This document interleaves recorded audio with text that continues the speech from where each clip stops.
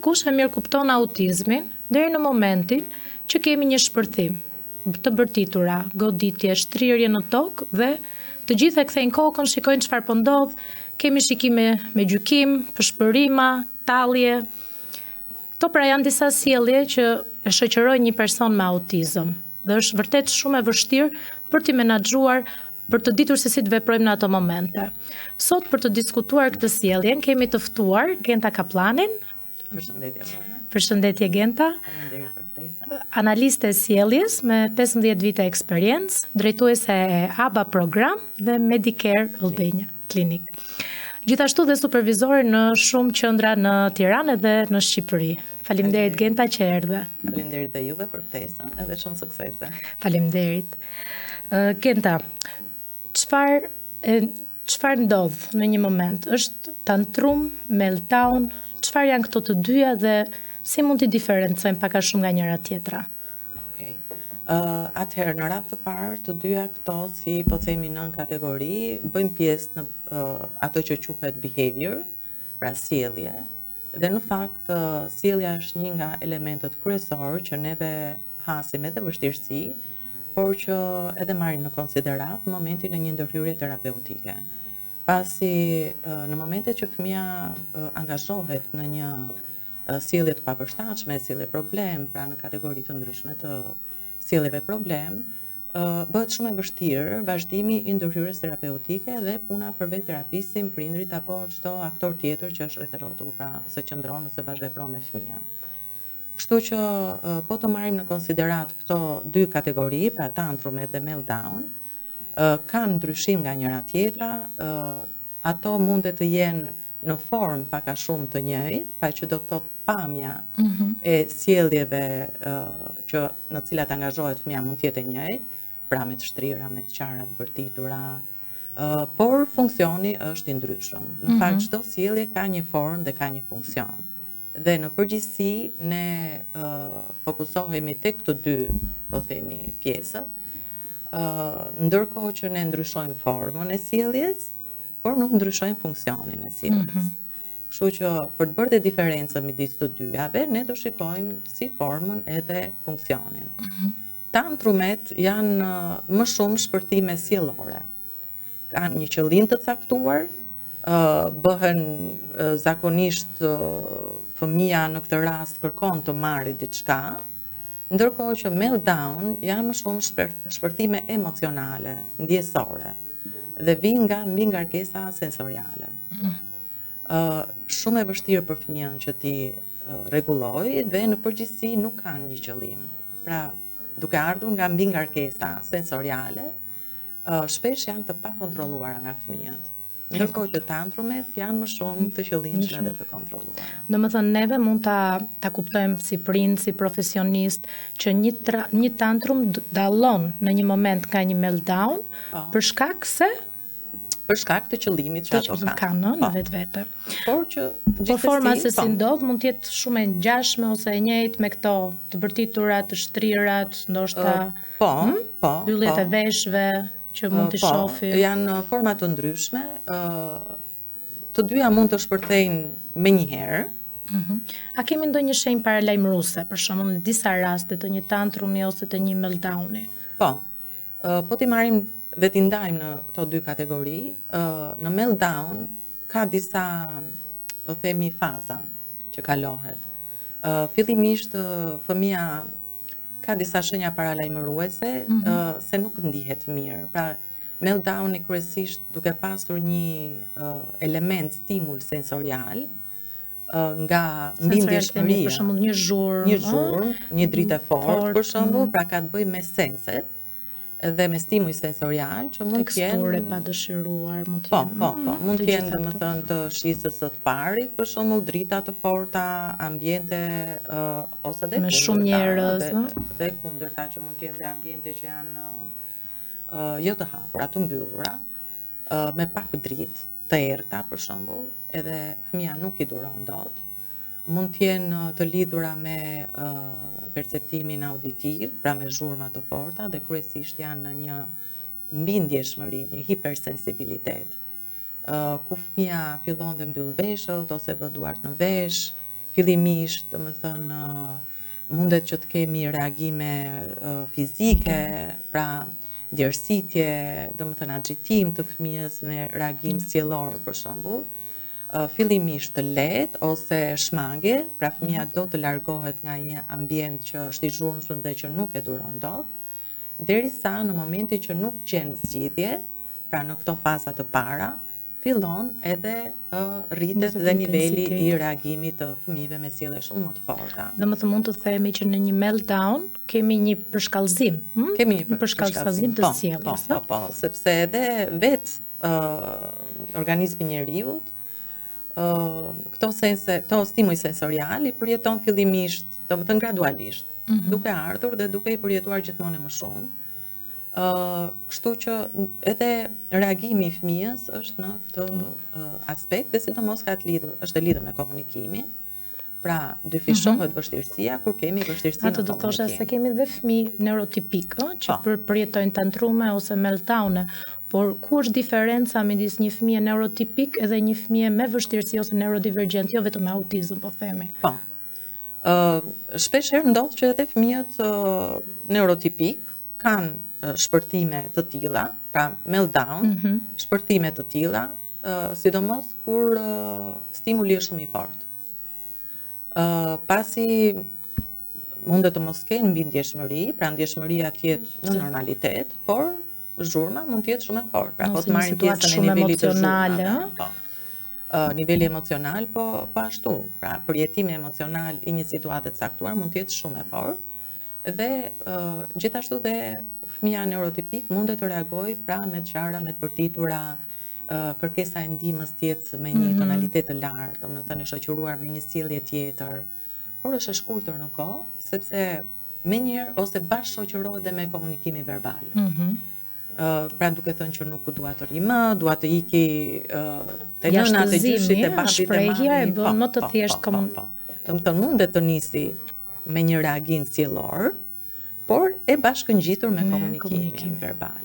Ndërkohë që për një fëmijë me vështirësi dhe me nevoja të veçanta, dhe sidomos kur kanë vështirësi të komunikimit verbal, bëhet shumë e vështirë sepse nuk gjejnë dot një rrugë komunikimi, pra për të komunikuar atë vështirësi që ata po ndjejnë. Ose për të kërkuar atë çfarë nevojitet, cila mbështetje ju nevojitet në atë moment, që ata të minimizojnë. Duan një rrugë dalje, një rrugë zgjidhje që të shmange nga ajo situatë që është një dhimbje për ata, pra mbi ndjeshmëria shkakton një dhimbje për ata. Një stres, një ankth, një dhimbje që përjetohet edhe në nivelin emocional, dhe në nivelin trupor, dhe në nivelin kognitiv. Kështu që patjetër që ata duan një rrugë zgjidhje. Kenta, kjo ishte për sa i përket meltdownit, që ti ndajmë pak nga njëra tjetra. Si analiste sjelljes zakonisht shikojmë atë çfarë ndodh pikërisht para ose atë çfarë ndodh pas.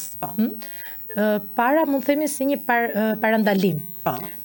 Çfarë mund të bëjmë për të parandaluar nëse ne shikojmë ose vërejmë që situata po shkon drejt një meltdowni?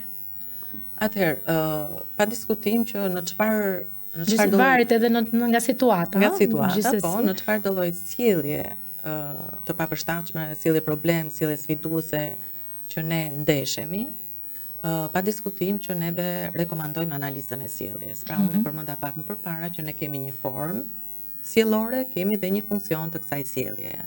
Formën e shikojmë, sepse e shikojmë direkt.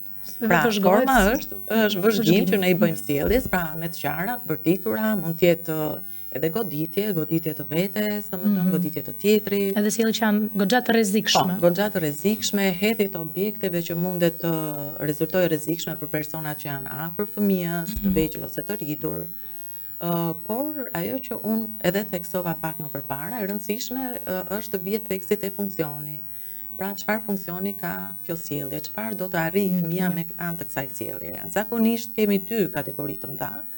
Pra funksion për të marrë diçka apo për të shmangur diçka.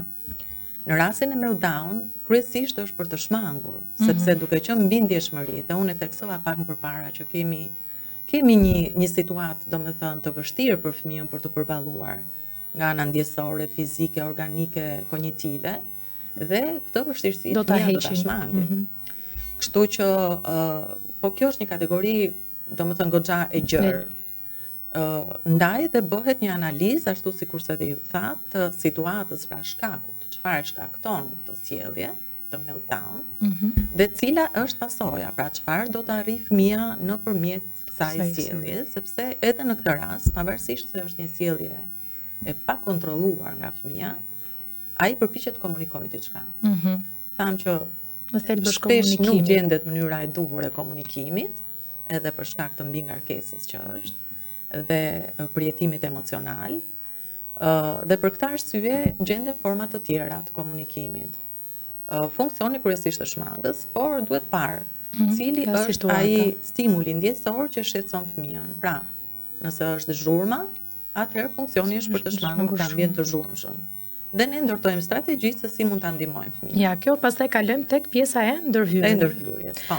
Genta është zgjidhje që gjithmonë nëse një fëmijë e zëm se ka një vështirësi auditive, të perceptimit auditiv dhe nuk duron dot shumë zhurma të madhe. A është zgjidhje që ne ta largojmë vazhdimisht nga këto ambiente për të shmangur një meltdown? Atëherë, këtu qëndron në fakt bora dhe diferenca midis tantrumeve dhe meltdown. Duke qenë se meltdown është një reagim i individit ndaj një stimuli ndjesor që është shumë i perceptuar shumë i madh për fëmijën, në këtë rast po flasim për fëmijën, atëherë i nevojitet ndihmë. Dhe në këtë rast, gjëja e parë që ne duhet të bëjmë është që të përmirësojmë situatën në cilën ndodhet fëmia. Është emergjencë, është pjesa që neve ta qetësojmë sistemin nervor. Po. Domethënë, sistemi nervor në këtë rast është në alarm, edhe organizmi, dhe nuk është momenti i duhur për t'i mësuar diçka fëmijës. Një sjellje. Madje rekomandohet që edhe komunikimi verbal i prindit ose personit që është afër me fëmijën të jetë sa më i reduktuar, i qartë, me tonalitet të zërit të lehtë, sepse shpesh shikoj në analizën e sjelljeve që prindrit mbajnë, ose edhe personat e tjerë kujdestarët, po edhe terapistët mbajnë të dhënat, ka në disa raste ka një tendencë të rritjes së tonalitetit të zërit, duke menduar që fëmia nuk të dëgjon në momentin që angazhohet në këto meltdown. Pra në këto kriza, po themi. Duket sikur e rrit akoma më shumë atë anksin që të përjeton. Kjo përjetohet më tepër nga ana e fëmijës. Pra në thonjza fëmia bezdiset pak më shumë, sepse duke qenë në mbindjeshmëri dhe ti e ngre tonalitetin e zërit, pra shton një stimul tjetër që është sërish i lartë për atë, dhe kjo bën që të rritet intensiteti i sjelljes. Kështu që duhet bërë kundërta, duhet qëndruar i qetë, pra tonaliteti i zërit të jetë i qetë, i ulët, i pranueshëm për fëmijën, dhe në këtë rast të neve, nëse është e mundur, sepse ka situata që ne nuk mundet t'i përmirësojmë, pra ambientet të jashtme për shembull ne nuk mund ta ulim nivelin e zhurmës. Janë disa stimuj që janë të papritur. Kështu që janë të papritur, nuk janë në dorën tonë, të pakontrolluar nga ana jonë. Atëherë, në këtë rast, ne duhet ta heqim fëmijën nga ai ambient. Pra, duhet ta çojmë në një ambient pak më të qetë, që të mundet të qetësohet, tonaliteti jonë duhet të jetë i qetë, dhe madje, kur ka dhe përjetim emocional, përveç se pjesës ndjesore, pra të perceptimit, atëherë, pa diskutim, nëse fëmia e toleron, duhet t'i japin dhe mbështetje, pra duke e mbajtur afër, duke përqafuar, një masazh i lehtë, pra edhe mbështetje fizike, sepse duhet t'i japim mbështetje emocionale fëmijës, pra për ta qetësuar.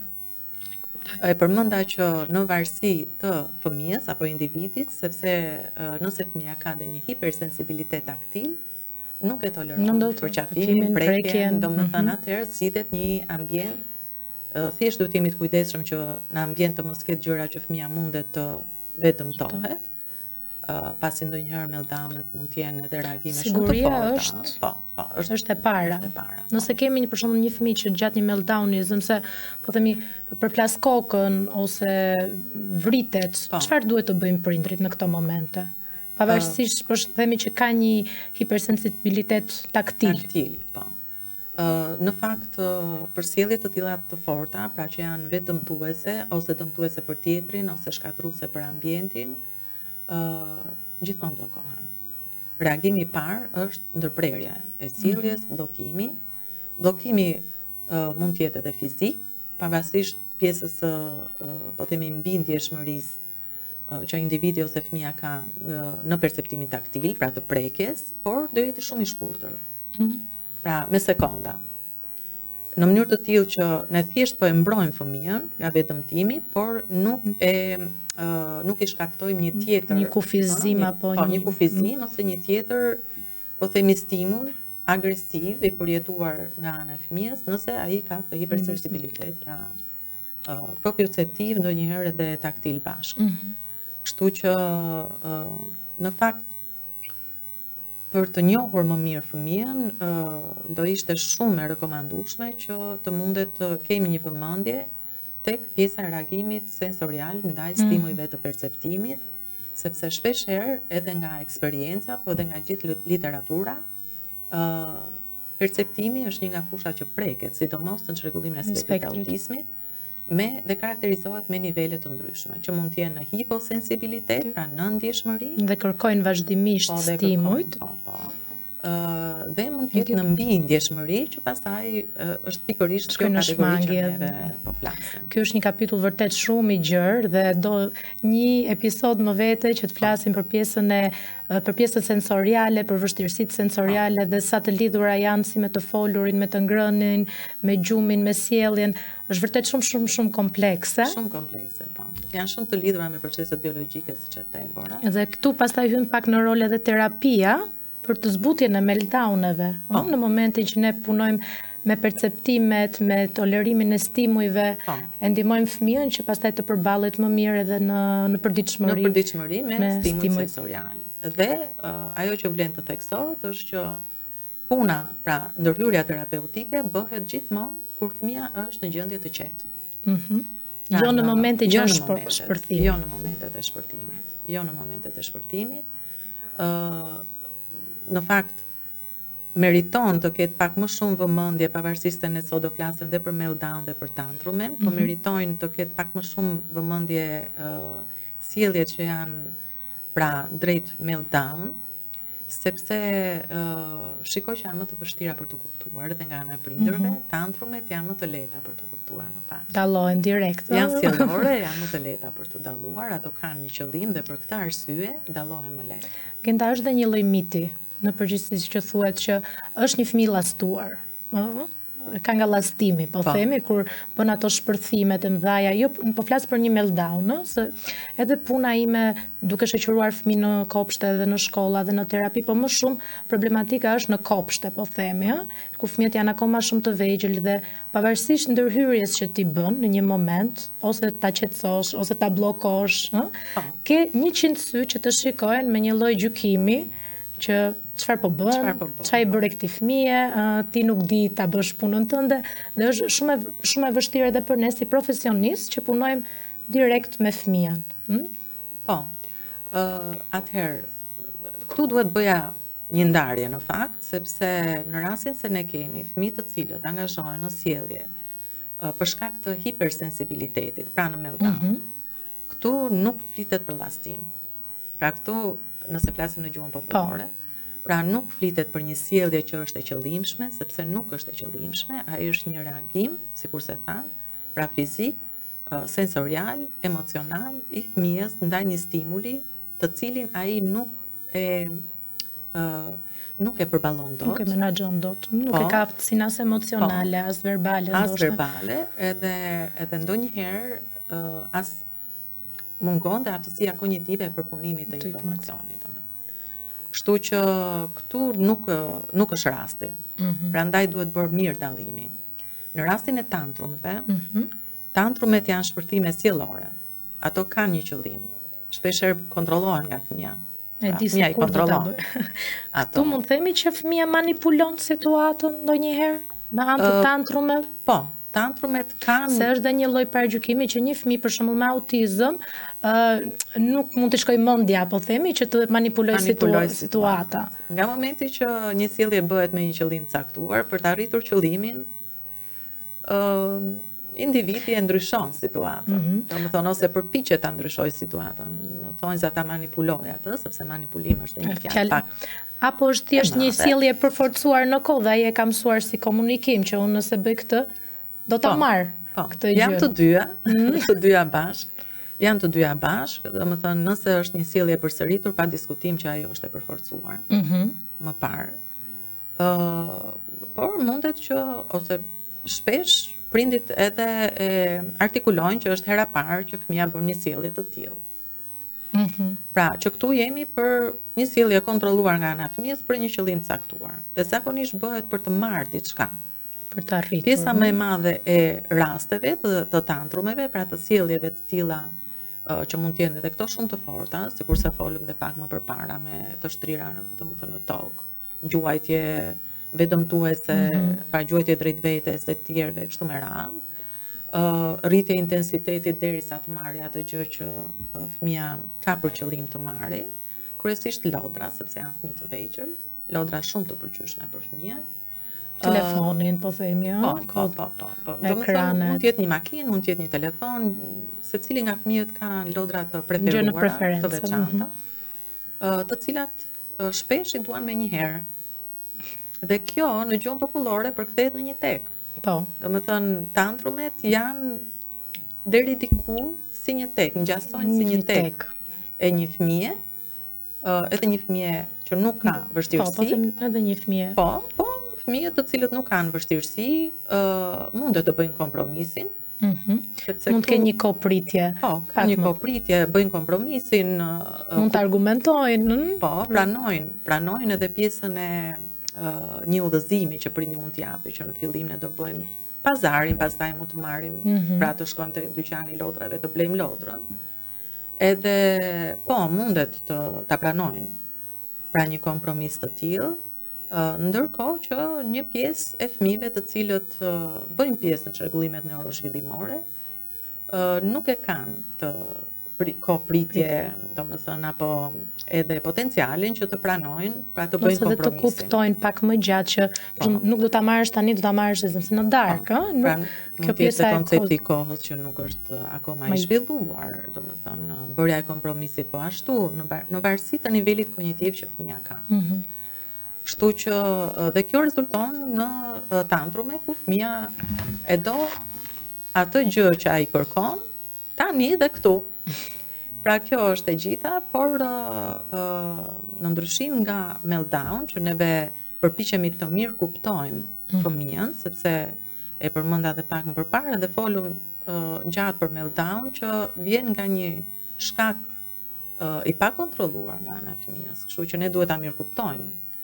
Dhe mund t'ja bëjmë situatën më të favorshme fëmijës. Në tantrume ne duhet jemi shumë të prerë. Si duhet të ndërhyjmë? Si duhet jetë reagimi i një prindi, po themi? Po. Në këtë rast, pa diskutim, duke qenë se është një shpërthim sjellor, aq sa edhe në momentin që i plotësohet dëshira e fëmijës, ndalon tantrumi, ndonjëherë shpreh prindi si me buton. Sepse ky ishte qëllimi. Qëllimi ishte për të marrë atë gjë që fëmia pëlqen. Nga momenti që fëmia e merr atë gjë që pëlqen, nuk ka arsye tjetër pse të vazhdoj tantrumin. Të qarat mund të marrë disa sekonda, sepse edhe qara është një proces që do pak kohë që mund të ndalojë. Krijon një vetrregullim. Po nëse nuk është e shoqëruar me një të qarë emocionale dhe në përgjithësi nuk është e shoqëruar, ajo, duke qenë se është një ankesë në nivele të ndryshme, pra fillon nga ankesa të qeta e deri në tantrume të forta, mund të ndalohet, domethënë shumë shpejt nga fëmia, prerazi nga fëmia. Dhe në këtë rast ne duhet të jemi strikt në fakt. Sërish sugjeroj dhe rekomandoj një ton të qetë, po të prerë. Nëse në rastin e meltdown toni është i qetë, po është mbështetës, suportues. Në rastin e tantrumeve është më i prerë, pra ne duhet të jemi të prerë, të sigurt në atë që themi. Nga eksperjenca, sa arrin prindrit që ta menaxhojnë një situatë tantrumi? Se ndoshta me meltdown mund të jenë pak më të butë natyralisht si prindër, të ofrojnë më shumë mbështetje emocionale, përqafime, por në momentin e një tantrumi. Tani, në raste më të mëdha, në fakt, prindi e menaxhon, realisht, në rastet më të shumta, po themi, të gjitha eksperiencës që unë kam pasur. më e vështirë bëhet tek fëmijët të cilët kanë vështirësi të kuptuarit.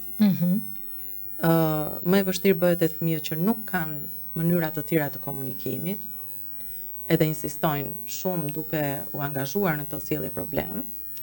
Dhe për këtë arsye prindi dorëzohet. Çfarë ndodh në këtë moment? Kur dorëzohet prindi? Nëse prindi dorëzohet, pra që do të thotë ja plotson atë dëshirë. Në një moment që ka diskutim që ka duruar në një pikë, dhe në një shpërthim shumë të fortë ose mbasi disa minutash, apo janë dorëzuar e thënë mere. Po. Sigurisht situata është qetësuar, sepse ne përmendëm që në tantrume nëse ja plotson dëshirën fëmijës, fëmia nuk ka arsye pse të vazhdojë tantrumet, të marrë atë lodër apo atë ushqim të preferuar që ai ka, dhe është i qetë dhe vazhdon, domethënë me të luajë me lodrën apo aktivitete të tjera.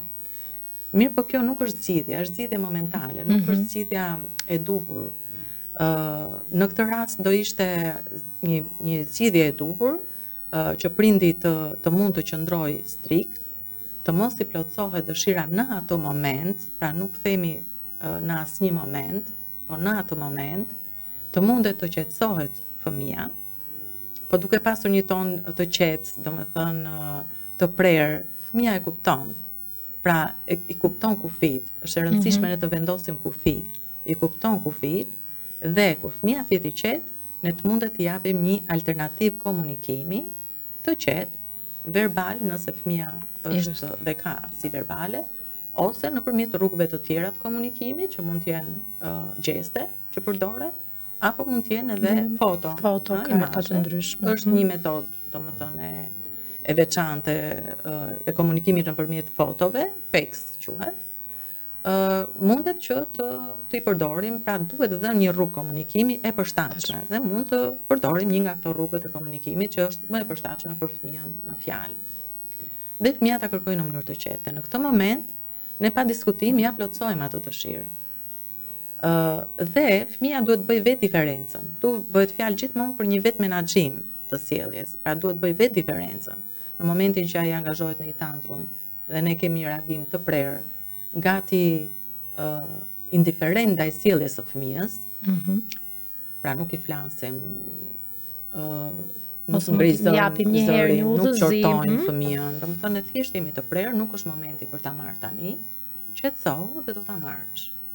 Dhe menjëherë, sa po fëmia fillon të qetësohet, ne i japim këtë alternativë komunikimi dhe me ndihmën tonë, sepse fëmia mund ta ketë të vështirë, edhe pse mund të jetë një fëmijë që ka aftësi verbale, të mundet të ndalojë sjelljen e vet, të jetë i qetë dhe pastaj të mund na thotë që të lutem dua lodrën, ose vetëm lodrën, ose në varësi gjithmonë të nivelit të komunikimit. Kështu e ndihmoj më shumë fëmijën sepse nuk sillim vetëm qetësim, afatgjat të fëmijës, por japim edhe një mënyrë komunikimi, një mjet që ai mos ketë nevojë që të shkojë deri në pjesën e tantrumeve dhe vetdëmtime. Pa diskutim, komunikimi dhe sidomos komunikimi verbal, që është edhe qëllimi final që ne duam të arrijmë si specialist në ndërhyrjen terapeutike, është e domosdoshme dhe është mirë të punohet, sepse në këtë lloj mënyre fëmia mund të kuptohet nga çdo individ që bashkëpunon me fëmijën, jo vetëm nga prindrit, jo vetëm nga edukatorja, jo vetëm nga terapisti. Sa e rëndësishme është që të gjitha komponentë, edukator, prind dhe terapist të bashkëpunojnë në një linjë me njëri tjetrin për menaxhimin e tantrumeve, po flasim. Po. Shumë e rëndësishme. Pa diskutim jo vetëm për sjelljen, por për çfarë të lloj aspekti që ne ndërhyjmë ose kemi objektiv në ndërhyrjen terapeutike, është shumë e rëndësishme bashkëpunimi midis terapistit, prindit edhe terapistit mbështetës në kohë për çerdhe dhe shkolla ose edukatorës apo mësuesit kryesor. Por në fakt është terapisti ose specialisti sjelljes i cili profesionisti pra në këtë aspekt, i cili është një po themi një coach, një drejtues, pra i gjithë këtij procesi, ai duhet të ndërtojë një strategji, pra një plan ndërhyrës. Strategjia duhet të jetë e qartë për të gjithë aktorët dhe duhet të jetë e njëjtë, pra si procedurë, duhet të jetë e njëjtë në të gjitha ambientet. Me ndryshime të vogla të përshtatura me ambientin, sepse ndryshe është ambienti terapeutik, ndryshe është ambienti në shtëpi dhe ndryshe është ambienti në shkolla, pa ambiente të tjera sociale. Kështu që pa diskutim që duhet jemi në të njëjtën nivel ndërhyrje dhe mënyrë ndërhyrje, me fokus gjithmonë komunikimin. Një komunikim të përshtatshëm.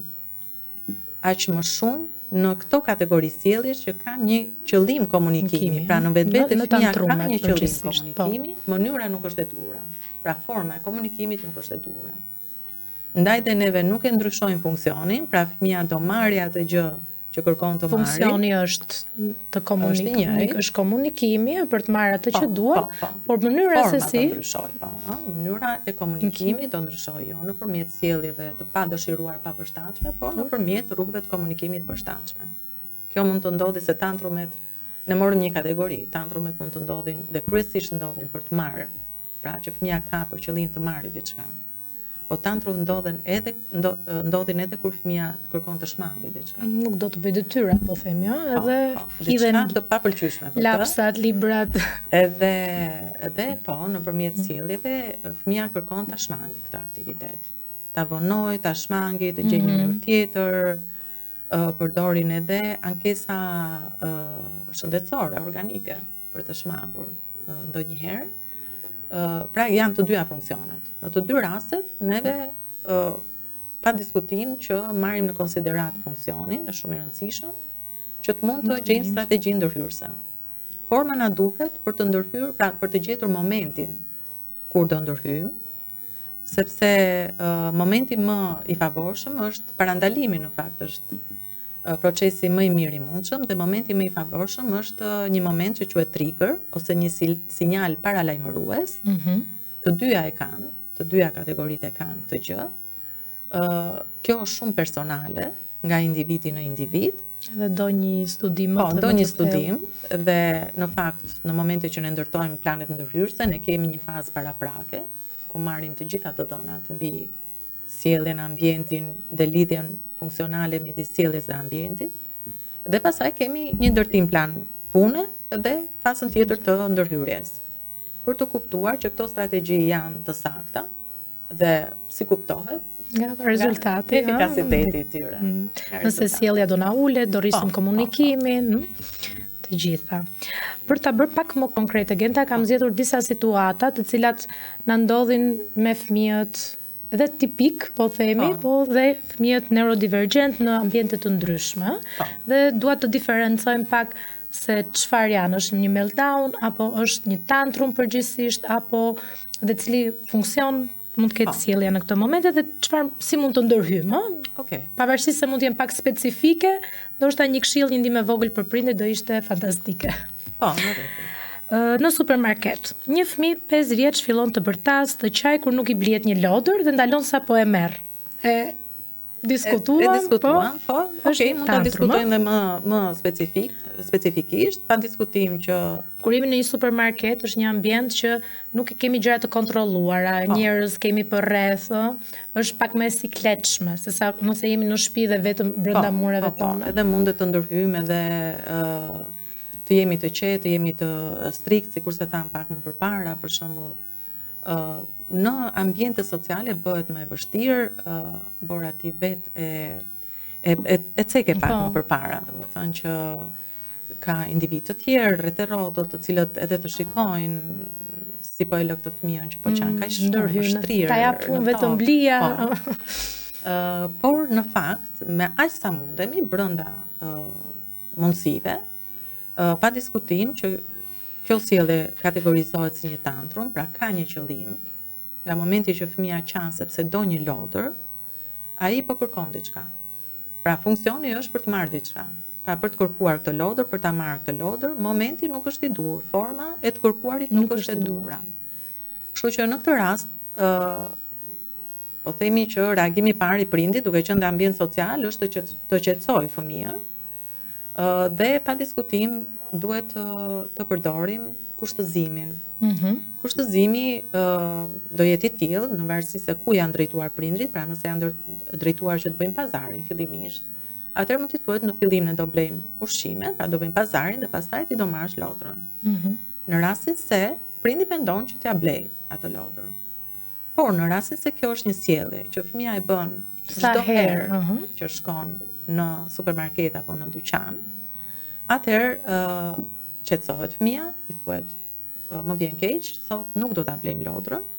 Mundet të thuhet që mami nuk ka mjaftueshëm lek që ta blejmë, domethënë para për të bler lodrën, ose mund t'i thuhet që nëse prindi ka me vete lodra të fëmijës, mund t'i thuhet që po, mund të zgjedhësh këtë lodër ose këtë lodër, por sot ne nuk do blejmë lodër të re.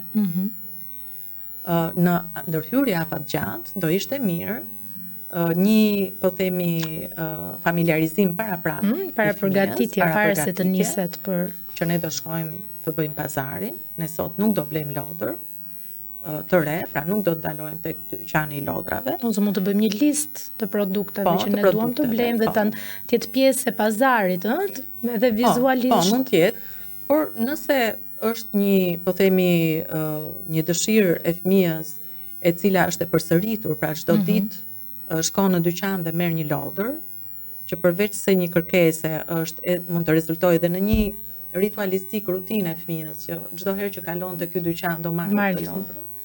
Atëherë sugjerohet që të bëhet një kalendar, themi ne. Pra ku prindi të thotë fëmijës paraprakisht që do blejmë lodër, por do blejmë 2 herë në javë, pra të mërkurën dhe të shtunën, po themi. Kështu që në këtë lloj mënyre, dhe sidomos nëse fëmia arrin të kuptojë këtë lloj aktiviteti, ose dhe me ndihma vizuale, do ishte shumë mirë. Ne mund t'i themi, pra fëmia është e marrë dhe fëmia kërkon që të blejë këtë lodër, atëherë mund t'i themi që sot është e marrë, nesër do blejmë lodrën. Por duke para përgatitur fëmijën, pra në shtëpi më përpara dhe vizualisht do ishte shumë mirë, fëmia do ta kuptojë, sepse ja kemi thënë që në shtëpi.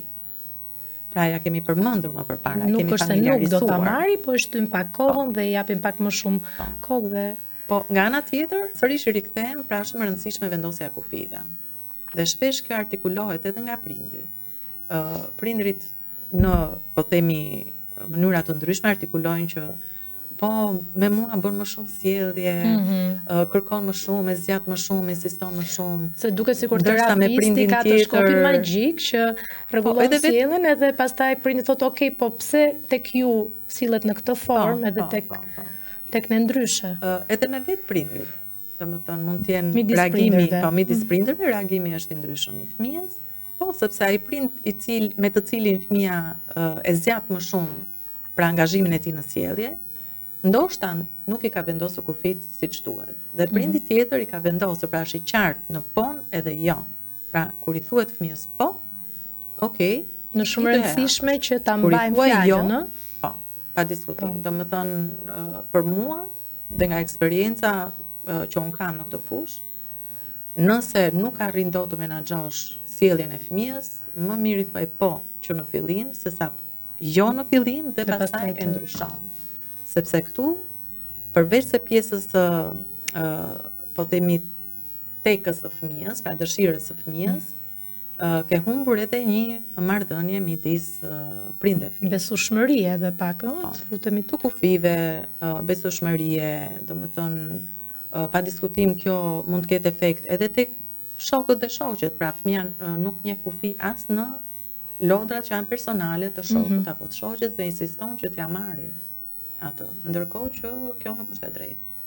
Kështu që duhet pasur shumë kujdes. Shumë e qartë. Një situatë tjetër, në një klasë, në një shkollë, një fëmijë mbulon veshët dhe largohet nga zhurmat. Atëherë, pa diskutim që kjo është një meltdown. Këtu flasim për një mbindjeshmëri auditive, pra fëmia është hipersensibël ndaj zhurmave dhe për këtë arsye mbyll veshët, mundet edhe të agravojë situata edhe me sjellje shumë të mëdha. Sa më i lartë jetë pra niveli i zhurmave, aq më fort është edhe reagimi pra sjellor i fëmijës, por në këtë rast, sikurse e tham në meltdown, ne duhet ta mirëkuptojmë fëmijën. Jemi në klasë dhe ne nuk i ulim dot nivelin e zhurmave, kështu që do përpiqemi pra të largojmë fëmijën nga ambienti. Në këtë rast, ndërkohë që ne largojmë fëmijën, i japim shembullin, pra e kërkesës. Mund të jetë një kërkesë verbale, pra zhurmë, nuk e duroj dot për shembull, Zakonisht, duke qenë se fëmia është shumë i ngarkuar nga ana sensoriale dhe emocionale, komunikimi verbal është pak i vështirë për fëmijën. Në këtë raste ne sugjerojmë ose komunikim pra alternativ, ose me gjeste ose me foto, që fëmia të thotë që është shumë zhurmë dhe nuk arrin dot të qëndrojë në atë ambient. Ka nevojë që të shkëputet. Që ka nevojë të shkëputet dhe pa diskutim ne duhet ta shkëputsim në një vend më të qetë që të mundet të rimarrë veten, pra të ulet niveli i ankthit sepse është një ankth që përjetohet në fakt. Niveli i ankthit duke qetësuar, sikurse tham, pra edhe duke i dhënë mbështetje fëmijës, dhe më pas në gjendje të qetë të mundet të punojmë nëpërmjet ndërhyrjes pra sensoriale, terapeutike, ku fillon edhe përballet fëmia me nivele të ndryshme të zhurmës. Në moment, nëse është klasë dhe normalisht fëmia duhet të jetë çdo ditë në klasë, mund të jetë një zgjidhje edhe përdorimi i kufjeve që janë kufje rregulluese të nivelit të zhurmave. Këto mund të gjenden, domethënë, nëse prindrit janë të interesuar, mund të gjenden në Shtetet e Europës. Faktikisht në Gjermani ishin shumë të përdorura si dhe gjatë terapisë, sepse kishte fëmijë që ishin shumë të ndjeshëm nga zhurma shumë të vogla, një makinë që kalonte dhe ishin shoqëruese vazhdimisht, të fëmijëve, por në Shqipëri ende nuk është futur pjesa e kufjeve, nuk vihet re në shkolla. Do ta sugjeroja shumë në fakt nëse fëmia do kishte vështirësi të mëdha për sa i përket pjesës së trajtimit të stimujve sensorial dhe përballjes me to, pa diskutim sepse kjo e ndihmon shumë fëmijën. Kur fëmia refuzon detyrat dhe domethënë ka një shpërthim, sepse nuk do të bëj detyrat dhe qetësohet menjëherë nëse i jep telefonin ose lojën. Kjo në fakt është një sjellje që mund të na ndodhi edhe ne prindërve. Unë jam mami vetë dhe vajzat e mia janë në klasë të parë, dihet edhe vështirësia e klasës së parë. Dhe shmangja ndaj detyrave është një sjellje që haset si e menaxhon Genta vetë të situatë. Pa diskutim, në varësi gjithmonë edhe të vështirësisë që ka fëmia, mendoj që po duhet ndihmuar. Duke qenë se kjo sjellje ka një funksion shmangës, reagimi i parë është ajo që ne themi në gjuhën profesionale injorimi i sjelljes. Pra që do të thotë ne nuk do merremi me sjelljen, po pse po qan mami, po jo do bëjmë detyrat etj. Pra ti artikulon sjelljen. Shmangja mund të vi dhe si pasojë e vështirësisë për të kryer detyrën, po themi. Po, pa diskutim. Jo sepse thjesht do të luaj dhe është dembel, po thjesht është një vështirësi, nuk mund t'i bëj vetë, dhe ndoshta kërkimi ndihmës i komunikimi prap nuk është aty ku duhet. Por ne shikojmë aftësitë e fëmijës, shikojmë situatën, pra shikojmë çdo element tjetër. Dhe nëse ne jemi para një vështirësie shumë të madhe, pa diskutim që neve përpiqemi ta ndihmojmë fëmijën. Si? Duke e bërë sa më të thjeshtë detyrën, duke e ndarë detyrën në episode, pra që kjo është edhe për fëmijët që nuk e kanë të vështirë, por në moment ata mund të jenë të ngarkuar me një mosdëshirë për të bërë detyrat. Jo ta detyroj me zor që unë tani do bëj detyrat. Nuk do ishte zgjidhje, ndoshta ajo edhe mund të funksionojë. Po do të japim një ndjesi të keqe, një lidhje të keqe me detyrën, ne duam ta bëjmë sa më të këndshme që fëmia të mësojë me dëshirë. Gjithmonë qasja duhet të jetë afatgjatë. Pra afat shkurtër ajo mund të jetë një zgjidhje. Afatgjatë ajo nuk është një zgjidhje. Edhe në këtë rast, për shembull, qortimi është një ndëshkim në vetvete. Ndëshkimi thjesht ndalon një sjellje, në çfarë do lloj forme që të jetë. E ndalon, nuk mëson gjë. Ndëshkimi nuk i mëson askujt asgjë. Çdo prind e motivon fëmijën nëpërmjet një përforcimi. Çdo prind i thot fëmijës që nëse ti do marrësh nota të mira dhe do dalësh mirë në shkollë, do të blej një biçikletë, do shkojmë me pushime, pra flasim për përforcues që janë edhe shumë të mëdhenj, domethënë që merren edhe në fund të vitit shkollor. Pra, do të blej. Kemi edhe përforcues ndoshta që nuk janë aq të dukshëm, po themi një shikim, një përqafim, një fjalë mirë, një kompliment, janë të gjitha këto që nuk janë të prekshme. Të prekshëm, po ne këto i etiketojmë përforcues social. Dhe në fakt rekomandimi është gjithmonë të mund të punohet me përforcuesit social, sepse i kemi armë me vete. Domethënë ne kemi me vete një përqafim, ne kemi me vete një fjalë të mirë, ne kemi me vete një shikim të ëmbël, një përqafim, një puthje, një ledatim, domethënë edhe është shumë mirë që ne këto t'i përdorim në vendin e duhur.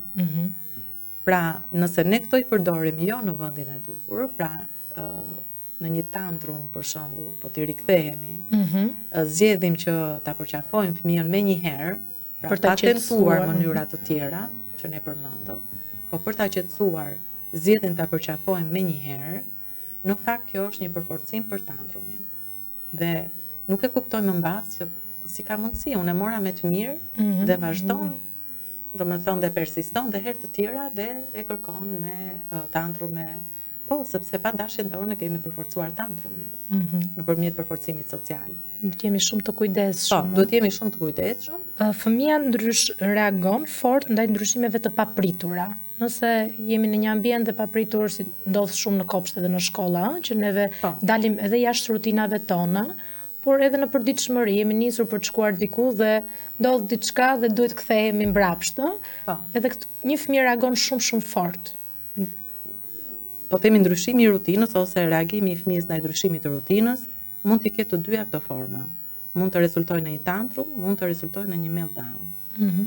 Meltdown është rasti kur ankthi që përjeton fëmia nga ndryshimi është në një nivel të tillë që fëmia nuk e përballon dot. Si munden prindrit të parapërgatisin fëmijën për një ndryshim rutine, po themi? Nëse kanë pak informacion prindrit që do kemi një ndryshim nga rutina, si mund ta përgatisin fëmijën që ta përballojë sa më lehtë? Pa diskutim, qasja më e mirë është që të gjithë arsyetimin verbal të mundet të shoqërohet me një mbështetje vizuale, një histori sociale, e ngjashme, qoftë edhe në formë sekuencash themi ne, pra me foto të qarta, me foto të qarta të hapave me të cilat do përballet fëmia. Mund të përdoren të dyja bashkë, mund të përdoret njëra qasje ose qasja tjetër, ose me model. Pra, mund ta modeloj vetë prindi, nëse është një aktivitet i ri që duhet bëjë fëmia, modelon vetë prindi dhe fëmia e shikon. Fëmia qan kur prindi është në telefon. Pse ndodh kjo? Dhe po themi në rastin e një meltdown apo një tantrum, Okej. Ose kërkon vazhdimisht vëmendjen mami, babi, shiko këtë. Jam më shumë tantrume. Në fakt në këtë rast, edhe sa më të mëdhaja, të forta, intensive të janë ato, aq më shumë neve e tërheqim vëmendjen tonë si prindër dhe ne reagojmë. Kur në fakt duhet jetë e kundërta. Por duhet jetë e kundërta në moment. Flasim gjithmonë për momentin kur fëmia angazhohet, kur ndodh sjellja. Do të na vinte shumë në ndihmë prindi tjetër ose një pjesëtar tjetër i familjes, i cili e qetëson fëmijën dhe jep një model tërheqje vëmendje në mënyrën e duhur, pra duke prekur lehtë prindin ose verbalisht duke i thënë, pra duke thirrur po me një ton të qetë, dhe nëse fëmia e bën këtë, ne duhet ta ndërpresim për 1 sekondë ose 2 sekonda telefonatën, pra mund t'i themi bashkëbiseduesit të lutem 1 sekondë, dhe t'japim vëmendje fëmijës. Për këtë sjellje të duhur që ai bëri, për tërheqjen e vëmendjes në mënyrë të duhur, jo me tantrum. Edhe pse ajo është me ndihmën e prindit tjetër ose një personi tjetër. Pra nuk është e bërë vetvetiu nga ana. Thjesht shkëpusim tantrumin me kërkimin e vëmendjes në këtë rast. Me kërkimin e vëmendjes në mënyrën e duhur. Genta, kemi fëmijë të cilët kanë pasur një ditë shumë të gjatë, në kopshte, në shkolla, në terapi, tek lodrat, po themi dhe kanë pasur një ditë të ngarkuar dhe vinë në shtëpi dhe fillojnë qajnë për gjë më të vogël. Në këtë rast ne duhet ta mirëkuptojmë, të mund ta qetësojmë fëmijën, patjetër nëpërmjet, po themi, një përqafimi fillimisht dhe pastaj mundet edhe ta pyesim fëmijën nëse është dhe ka aftësi verbale, çfarë mund ta qetësojë atë, pra çfarë do donte fëmia të bënte në atë moment, dhe ne pa diskutim, pra favorizojmë komunikimin verbal, që ai ta kërkojë atë gjë, dhe ne pa diskutim që duhet të bashkëveprojmë me fëmijën në atë aktivitet, pra të jemi mbështetës.